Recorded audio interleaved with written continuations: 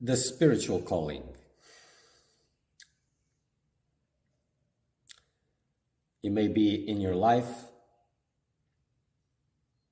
with this arising calling for spirituality.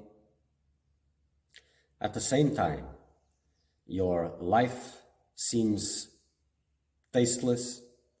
In a sense, you probably always had difficulties in participating in normal life, in enjoying the same activities that your friends did, that your parents do.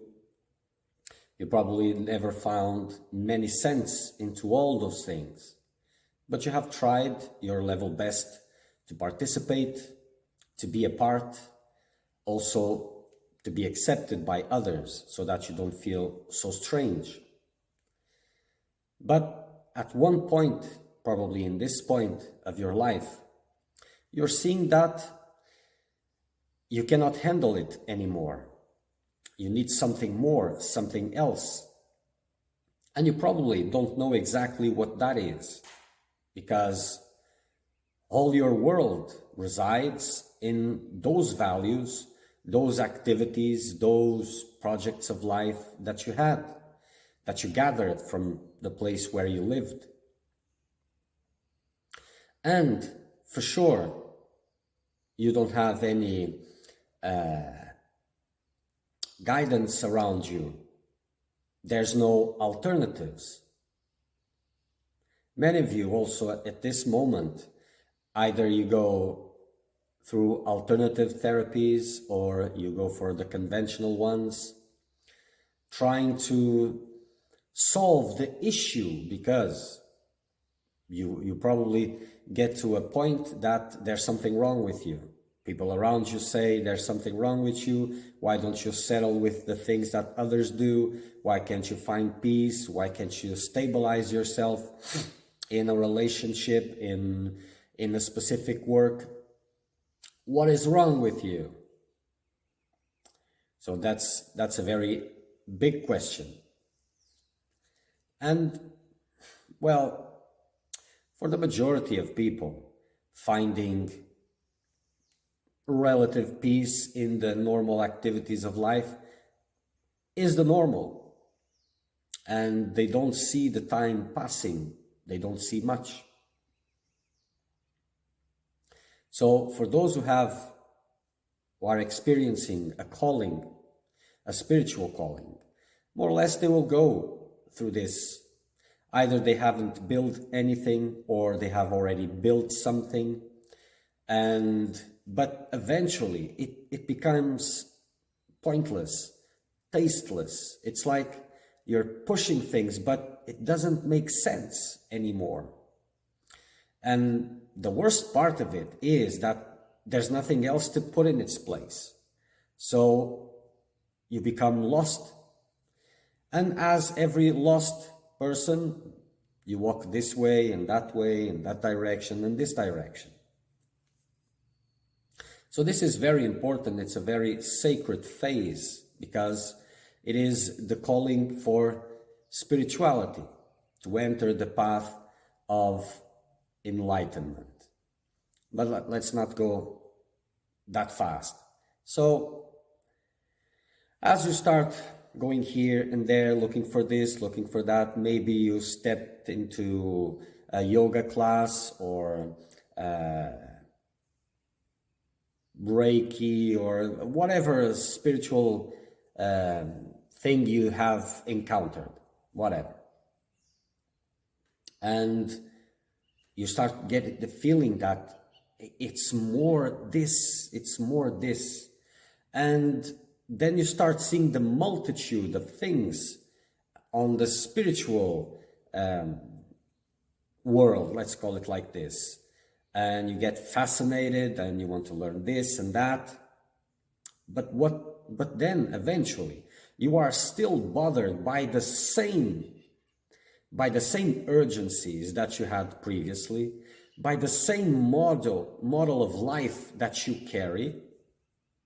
So the natural evolution of that state is, okay, so this is more meaningful for me. That which I was doing, it's not meaningful. This is. So I will learn this. I will learn this, this therapy, this yoga, and I will make a living out of it, because then I can be immersed in this and learning more and teaching and supporting myself. This is a normal evolution nowadays, but this is not the best. By far, it's not the best. You see, you've went through an awakening from a life that was meaningless. Why was it meaningless? Because your nature wants something more out of life.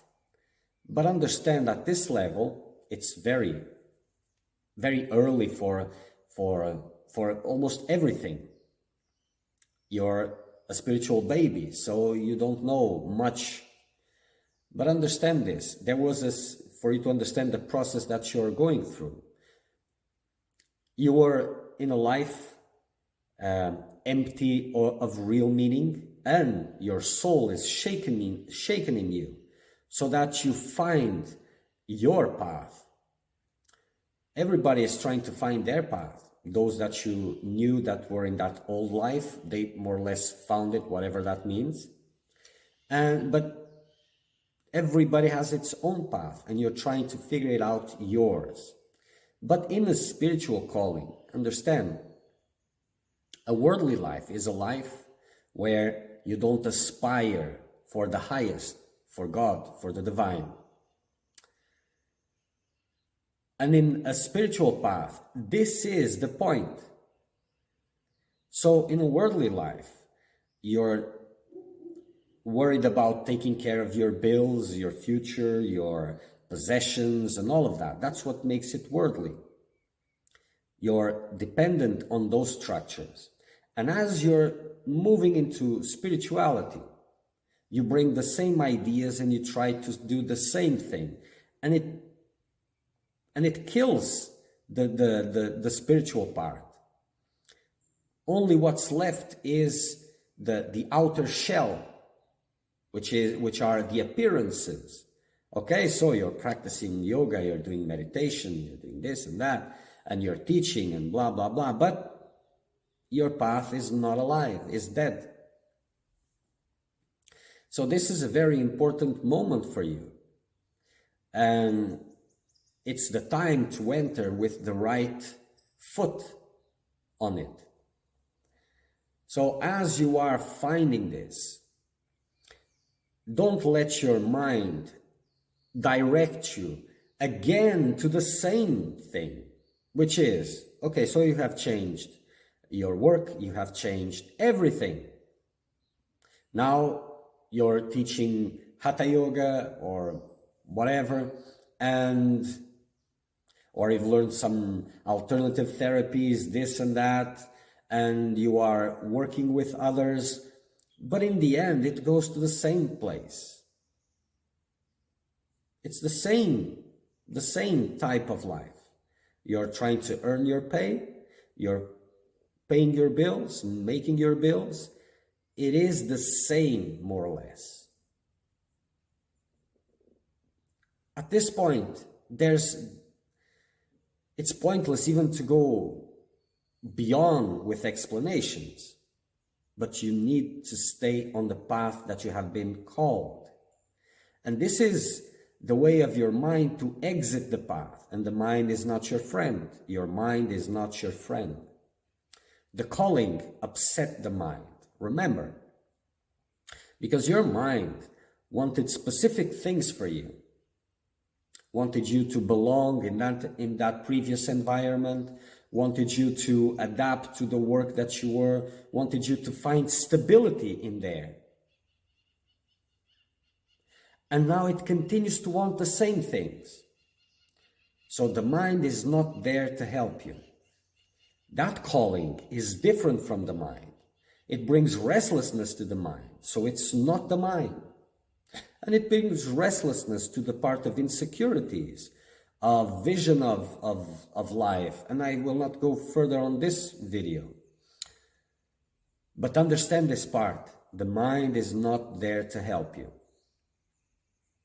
So what you need to do is to hold on to that calling, to that restlessness that is with you. And you need to make an answer to that calling. Okay, so you figured out that there's spiritual things around you, there's a different world. But what does that mean? Well, it can mean a lot more, much more than that. If you give it a chance, if you give yourself a chance. Because if you don't, you will find yourself in a few years on the same tasteless spot you were. Or just renewing and renewing and renewing those strategies, but failing to answer the call. The spiritual call, it's about liberation. It's calling you to the divine, to free yourself from the wheel of samsara. It's not about improving life. It's about transcending life. It's about touching the river, the source of life. And for this, your mind is not there to help you. So it will try to establish the old type of life in this new circumstance.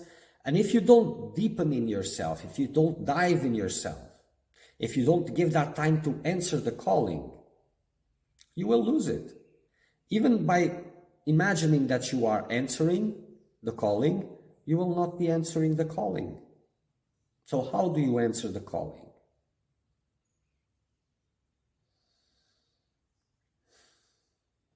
The best way you can answer the calling is meditation. You learn a technique of meditation, not guided one. Either focus on breath or on silence is more difficult. Or mantras, for example, or a mantra, and you sit starting to at least with 1 hour and you meditate. I will speak this in the next video better. But you start doing a spiritual practice. Not focusing around gaining money, surviving, whatever. It's best for you. Instead of jumping to a new life, again, already, immediately, wait. Stick with the old. It's tasteless, yes, but it doesn't matter. It is paying your bills, whatever that means, but don't jump too soon. Give it time and start a spiritual discipline, a spiritual practice, and dive into it. Let it guide you. Don't be guided by the same needs of survival, of security, of all of that. And give time to that spiritual calling to direct your life. Because as you intensify that practice, as you dive into it, it will start showing you a different path. Not a path to go back to the society. Not that. Because look, in a sense, collectively, people are waking up to this spiritual knowledge. And it's something apparently new, but it's in the old scheme of things. So those who are dealing with the salesman of yesterday, the business people of today will be the spiritual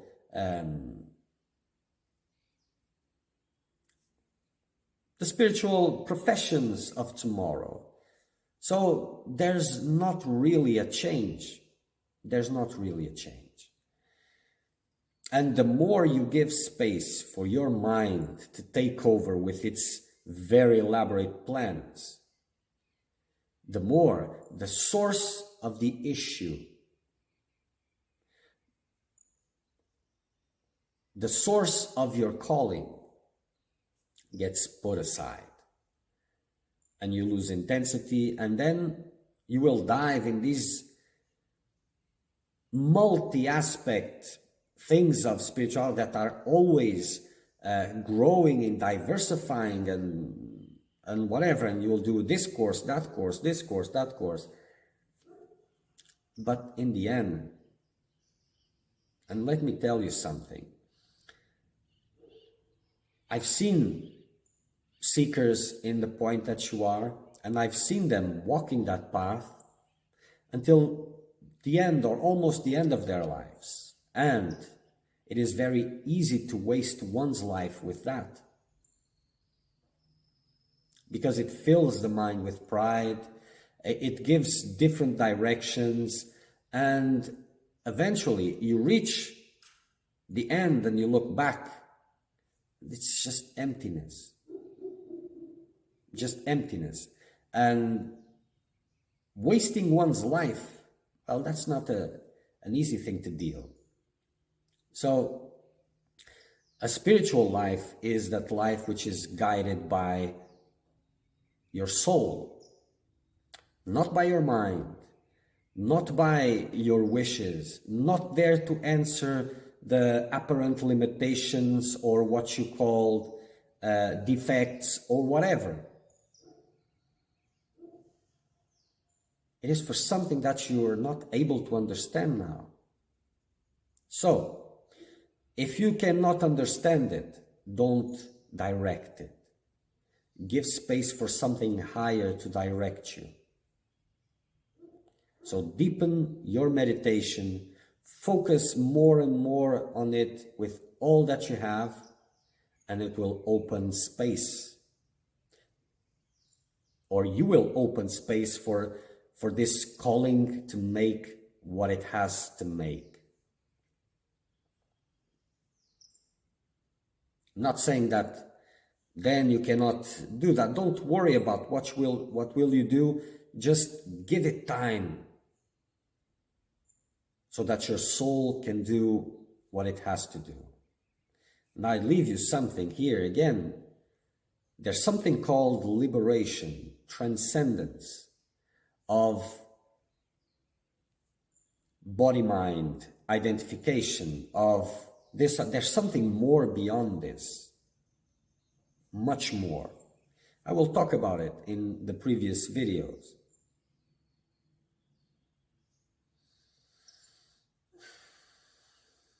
Life can be a distraction in worldly terms, in the spiritual terms.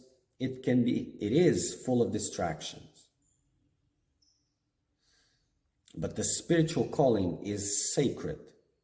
And before there is someone guiding you, a master or something like that, the calling is the guide. Don't let your mind interfere. Don't let your mind try to reshape again, bring back the old vision and try to establish the new world into the old ways.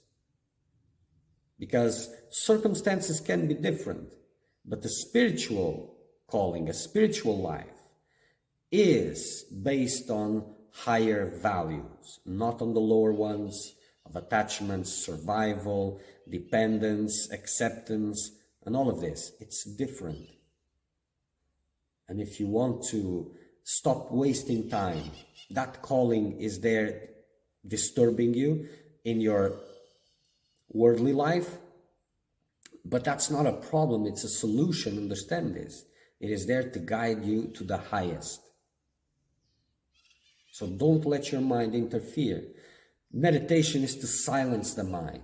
It's to make it pure, so that the higher mind, your intellect, that which is closer to the soul, can bring down to your perception the direction, that which is more clear, more right for you. Okay.